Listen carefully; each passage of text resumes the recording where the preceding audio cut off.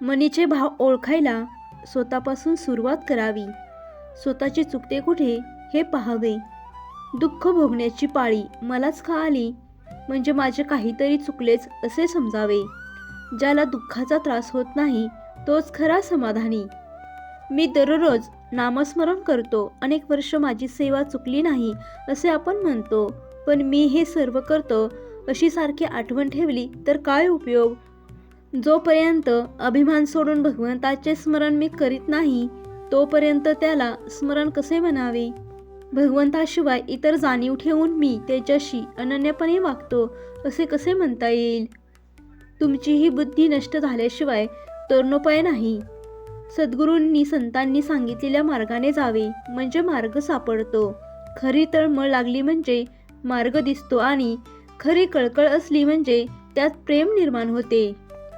भगवंताने माझी आपत्ती दूर करावी हे म्हणणे वेडेपणाचे आहे.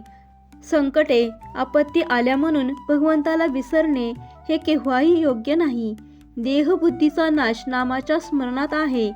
नामात प्रेम येत नाही याचा विचार करीत राहिलो तर नामाचाच विसर पडतो हे कुठे ध्यानात येते. उगीचच विचार करत बसू नये.